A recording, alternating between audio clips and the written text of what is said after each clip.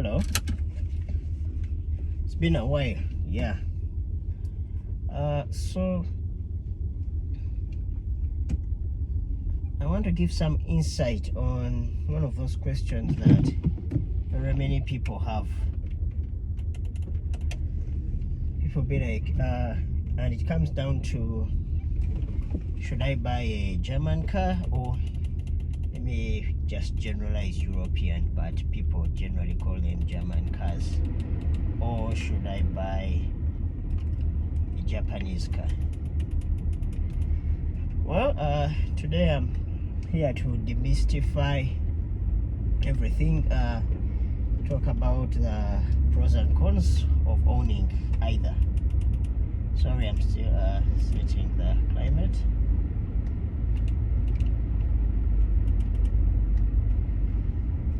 Owning either. So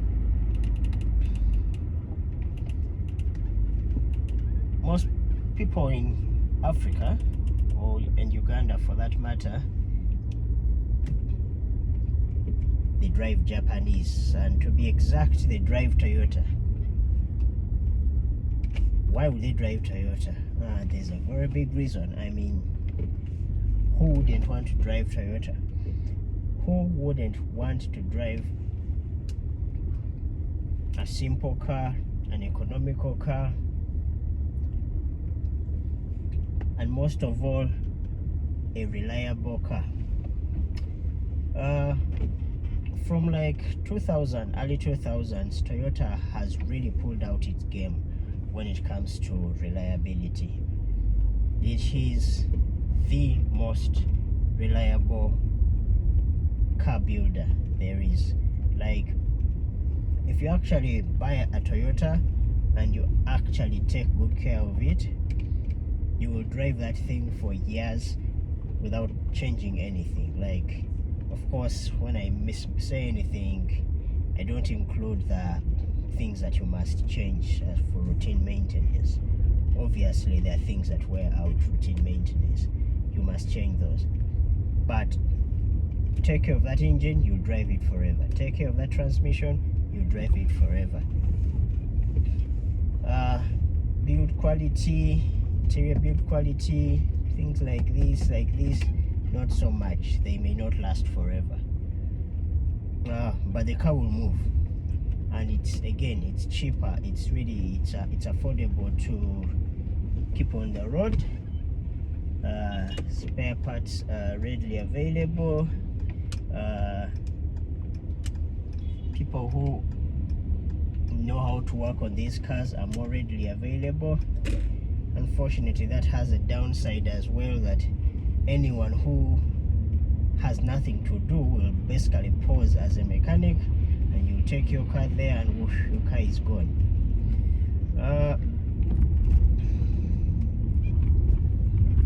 And generally they're all over the place. You can camouflage, you can blend in with everyone else, so if you're that person who doesn't want to stand out, doesn't want to, you just want to blend in with everyone else, yeah, get yourself a white Harrier.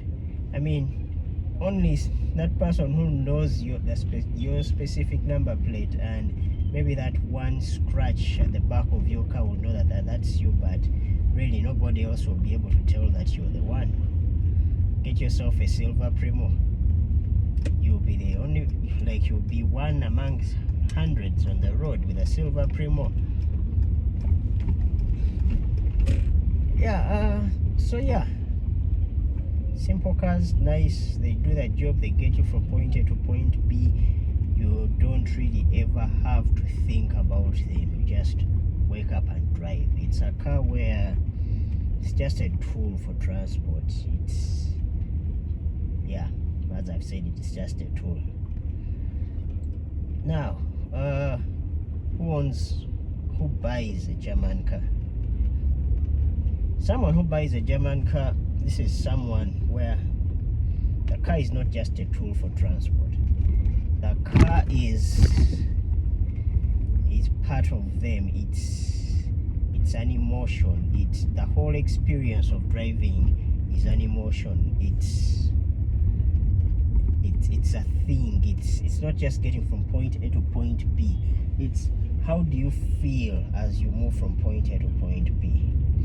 If it's a luxury car, like it ticks all the boxes, it massages the seats, it warms you, it does what, it's comfortable, it's good looking, it has everything. The feel, the way it glides on the road. If it's a sports car, the power it has, you have 6, 7, 8 cylinders in a very tiny car. Yeah, so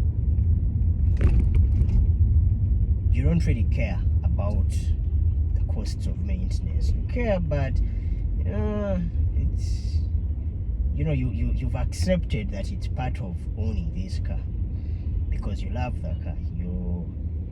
It's your thing. It's how you take off your stress at the end of the day. Just by commuting between your work and your home, you're distressing. You know, the thrill it gives you when you give it some hard performance drives.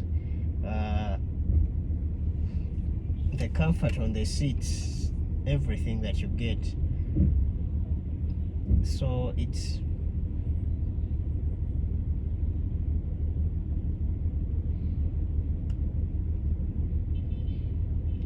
the comfort, the thrill it gives you, the comfort on the seats, everything, the interior, how the car looks, the entertainment you get inside. So at the end of the day, it's really a car plus plus. It's not just a tool that gets you from A to B. And you hear people who drive these cars, they'll tell you that it does not matter.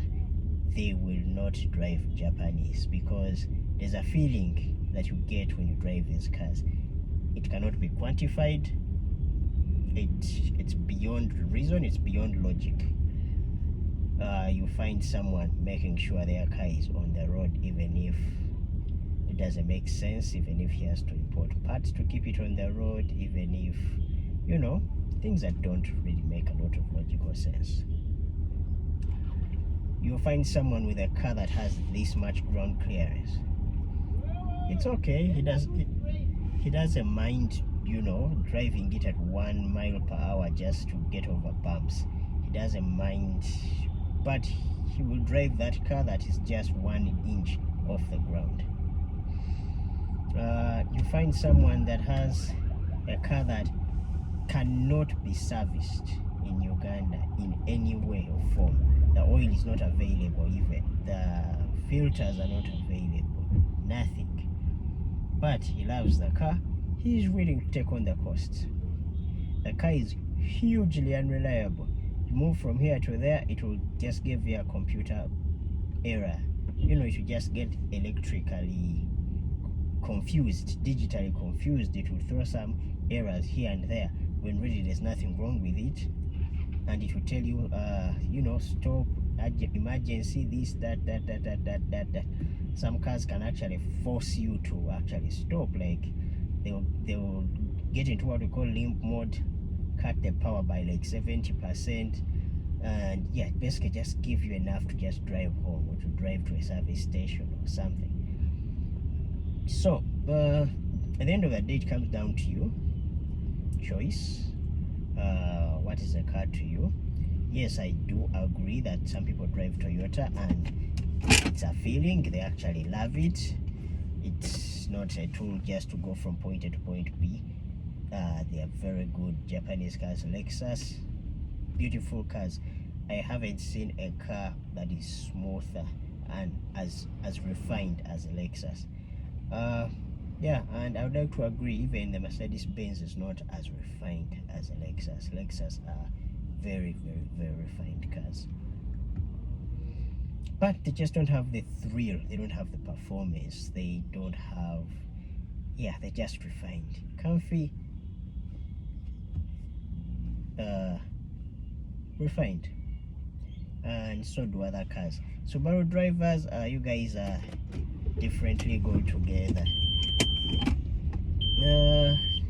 Yeah, I mean, the rest of us think you guys drive like hooligans, but I'm sure you guys have an explanation as to why you choose to drive like hooligans, but again, I think anyone who walk into the Bond and drive out with a Subaru wants the thrill of that hard acceleration, engine sounds, exhaust pops, noise, what etc. I mean, it's the reason you bought the car. So I don't blame you for driving like that. Just don't knock down people. Don't drive like lunatics. Just find yourself some free space, and you exercise your car. We understand. We all do that stuff. Golf drivers do that stuff as well. Yeah, well, pretty much everybody else except Vitz drivers. I mean, yeah, everybody else does that. So yeah, Japanese cars, reliable, refined, comfortable, cheap to maintain, servicing is easy, a lot of people can work on them, etc. European cars, German cars, safe, and that is very important. These cars have to pass very, very, very stringent safety measures, very stringent crash testing in order to be, to get licensed onto the road. And it's not a coincidence that statistically, even in Uganda, the accidents that involve the German cars are less than 5%. The 95% is Toyota, the 5% is the German cars. And I'm giving it 5% just for the sake of the sake, because really I don't know what goes on in the world, but I have not seen any that where a car has turned upside down and the roof has been crashed in. Never. However, every time I look at these Wishes and all sorts of other cars, the thing rolls and the roof caves in. These Pasos and the Sientas and whatnot, it rolls and the whole thing is shredded like pieces of paper. So really, safety is a very big thing. These cars are fast, safe, stable at speed, and in case something happens, your chances of survival, they go up a notch. Really, the car will do its best to save you, but that is not a ticket for you to drive like a lunatic. So, safety, comfort. Of course, there's a whole prestige. How would I leave that one out? There is the prestige. You drive the baddest, biggest Mercedes-Benz out there. There is that prestige. But even putting prestige aside, it is the heart that you put to the car.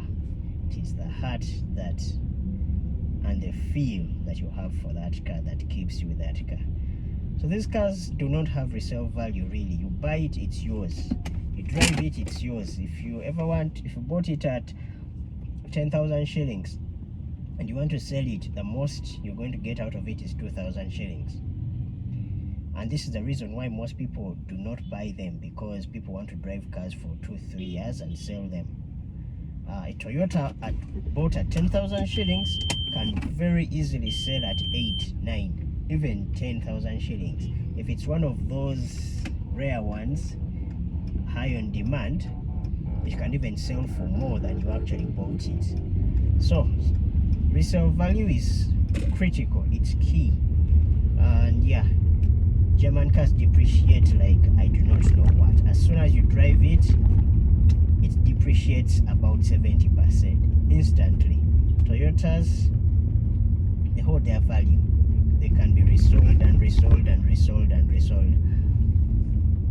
So if you're the one that plans to change your number plates every day, I have never understood why anyone would drive a white Harrier at UBE and then sell it and get another white Harrier at UBP and sell it and get another white Harrier at some number plate that will come ahead. I don't get that point. Why do you drive the exact same car with a different number plate? I mean, try out something different if you want to. I don't know, if you have the money to keep buying new cars. But then again, yes, people drive number plates. Someone please give me that answer. Explain to me, put it down in the comments. Explain to me why you drive number plates. I don't get it. So yeah, that's it. Thank you very much.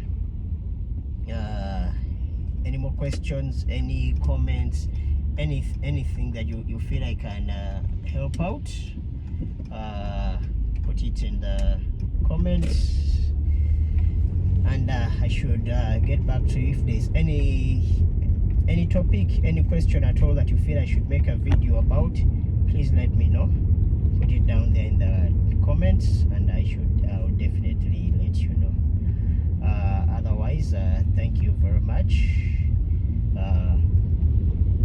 Yeah, have a great time. Thank you.